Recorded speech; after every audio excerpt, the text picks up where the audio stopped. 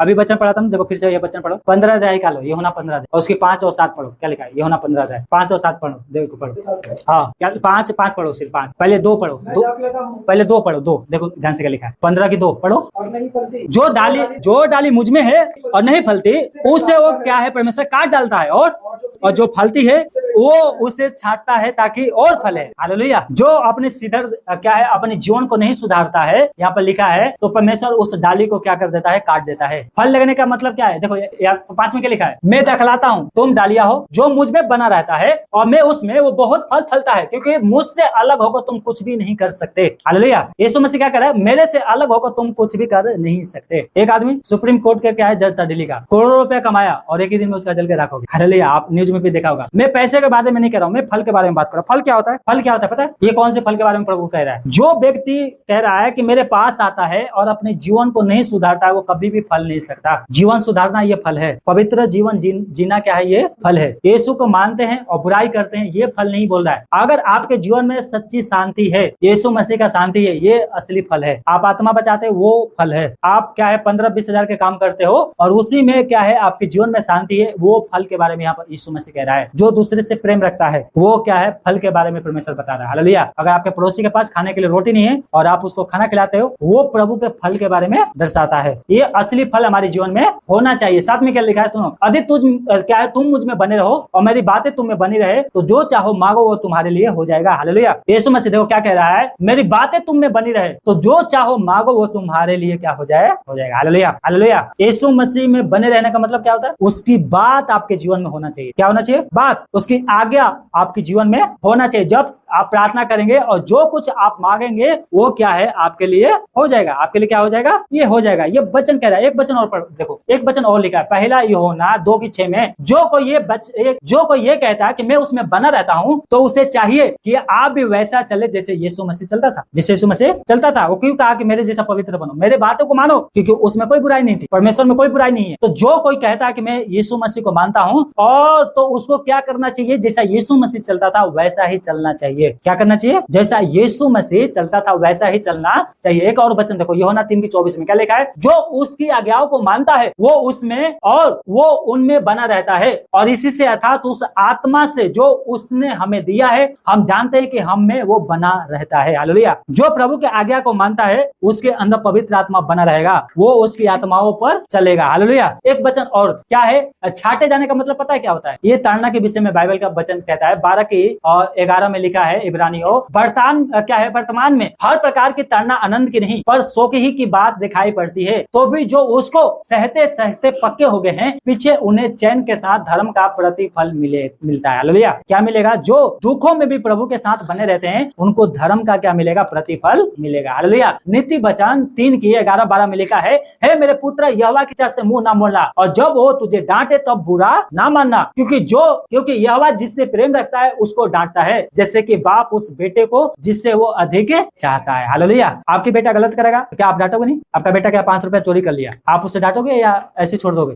डांटोगे नहीं। वैसे ही परमेश्वर इसलिए डांटता है कि आप क्या है, अपने जीवन को सुधारो। हालेलुया। क्या लिखा है प्रार्थना के विषय में जब उत्तर मिलता है उसके बारे में, यूहन्ना 5:14-15, और हमें उसके सामने जो हिवाय होता है वो ये है कि यदि हम उसकी इच्छा के अनुसार जो कुछ मांगते हैं वो हमारी सुनता है। हालेलुया। और जब हम जानते हैं कि जो कुछ हम मांगते हैं वो हमारी सुनता है, तो ये भी जानते हैं कि जो कुछ हमने उससे मांगा वो पाया। हालेलुया। गवाही देते हैं ना कि प्रभु ने मेरा ये काम किया, वो काम किया, तो इससे सिद्ध होता है कि प्रभु हमारे जीवन में काम करता है। हालेलुया। और हम उसकी आत्मा के अनुसार चल रहे हैं। प्रभु का वचन में लिखा है, मांगो तो तुम्हें दिया जाएगा, ढूंढो तो तुम पाओगे, खटखटाओ तो तुम्हारे लिए खोला जाएगा, क्योंकि जो कोई मांगता है उससे मिलता है, जो ढूंढता है वो पाता है, जो खटखटाता है उसके लिए खोला जाएगा। हालेलुया। हालेलुया। ये वचन मैंने इसलिए पढ़वाया था कि आपको क्या रहे, याद रहे। हालेलुया। क्या रहे? याद रहे। आज हम कहते हैं कि यीशु मसीह में हम बने रहते हैं, तो यीशु मसीह का फल हमारे जीवन में कहाँ है? पहले भी गालियां देता था, आज भी गाली दे रहे, पहले भी झूठ बोल रहा है, आज भी झूठ बोल रहा है, पहले भी क्या है प्रार्थना नहीं करते थे, आज भी नहीं करते, तो फिर फल कहाँ है? क्या है फल हमारे जीवन? यीशु मसीह का फल आपके जीवन में होगा। ये देखो, ये क्या है, पहले भी व्यभिचारी थे, आज भी व्यभिचारी है, पहले भी लौंडियाबाजी कर रहे हैं, आज भी कर रहे हैं, और फिर कहते हैं यीशु मसीह में हम बने हुए। क्या यीशु मसीह में बने? मन फिराओ, अभी भी समय है, मन फिराओ, नहीं तो नरक, कभी समय मिलेगा नरक के बारे में बताऊंगा, नरक कितने प्रकार के है, नरक में क्या क्या होता है। यीशु मसीह ने उधार तो दे दिया है, लेकिन पछतावा करो, मन फिराओ, प्रभु के पीछे चलो, नहीं तो नरक में में पता है ऐसा नर्क जहाँ पे कीड़े होते हैं इतने बड़े बड़े, आपके शरीर जैसे चूहे नोच नोच खाते हैं ना, गिद्ध नोच नोच खाते हैं ना, वैसे ही कीड़े आपकी आंख फोड़ फोड़ के खाएंगे, आपके शरीर नोच नोच के खाएंगे। और पता है आप मरोगे नहीं, आप चीखोगे चिल्लाओगे लेकिन मरोगे नहीं नर्क में। और जैसे ही आपका मांस, जैसे आपका उंगली कट जाता है यहाँ पर और फिर क्या है दोबारा जुड़ जाती है ना, वैसे दोबारा मांस आपके जीवन आएगा, फिर दोबारा आंख बन जाएगी, शरीर बन जाएगा, फिर आपके साथ वही किया जाएगा। नर्क में ऐसे होता है। व्यभिचारियों के लिए भी अलग अलग आ गया है, अलग अलग क्या है, अलग अलग क्या है, और वो पाप जो कर रहे हैं आज और मन नहीं फिरा रहे उनके लिए अलग अलग नर्क में पड़ना वो क्या है दंड। मैं गवाही पढ़ रहा था, एक स्त्री को नर्क के दर्शन दिया गया था, एक विश्वासी थी, उसने अपनी बुक में लिखा था कि नर्क में क्या क्या होता है।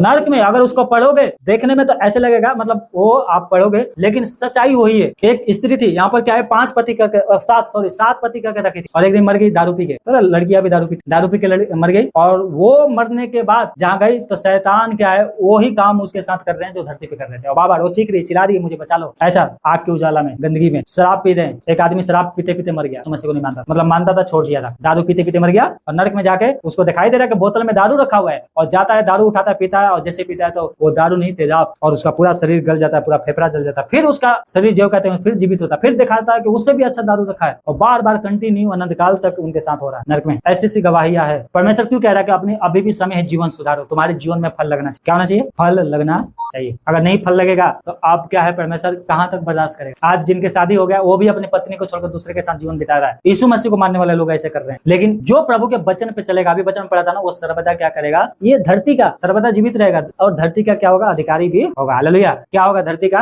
अधिकारी होगा। आपको धरती का अधिकारी होना है तो यीशु के पीछे चलो, प्रभु की बातों को मानो, अपने जीवन में फल लगाओ। जो शैतान का फल है, बुराइयां है, उसको निकाल कर प्रभु का फल लगाओ। कहना कि जो मेरी वचन सुनकर मानता है वो बहुत फल फलता है, थोड़ा नहीं बहुत फल फलेगा। और मेरी बातें तुम में बनी रहेगी तो जो मांगोगे तो तुम्हारे लिए मिल जाएगा, मिलेगा तुम्हारे लिए। आज नहीं मिल रहा है तो निराश भी नहीं होना है, लेकिन अपने जीवन सुधारना बहुत जरूरी है। जब तक जीवन नहीं सुधारोगे, अभी पढ़ा था ना एक वचन, जो अपने पाप छिपा के रखता है उसका कार्य सफल नहीं होता है और जो मान लेता है छोड़ देता है उस पर दया की जाएगी। हालेलुया। संसारिक काम करने से क्या होता है पता है? बाइबल में एक आदमी था, एक बाप के 2 बेटे थे। एक क्या है उड़ाव पुत्र के बारे में पढ़ा है ना। उड़ाव पुत्र ने सब कुछ अपना धन क्या है संसार में उड़ा दिया। बाइबल कहती है कि दारू पीना सीख गया, जुआ खेलना सीख गया और क्या है बेसियागमी करने लग गया। और जब सब खत्म हो गया तो उसको भीख मांगना पड़ा। उसको क्या करना पड़ा? भीख। जब अपने आप होश में आया तो कहा कि मैं अपने पिता के पास जाऊंगा और कहूंगा हे पिता, तेरे और स्वर्ग के विरोध में मैंने पाप किया है। और जब लौट के आया तो परमेश्वर ने उसको माफ कर दिया, उसके पिता ने उसे माफ कर दिया। परमेश्वर चाहता है कि हम भी लौट जाए, पापों में से अपने आप को क्या है बाहर निकाले। ये वचन बहुत लोग आराधना करने वाले लोग संसार में भटक रहे हैं। मैं आपको चाहिए तो मैं उसको लिख रखा है, मैंने रखा है अपनी वेबसाइट में, उसको भेज दूंगा गवाही। आराधना करने वाले लोग, अरे आराधना करने से कुछ नहीं होता है, ये लोग बुर्बक बनाते हैं, ये समय से कुछ नहीं होता है, और संसार में जीवन बिताया और वो आज नरक में जाकर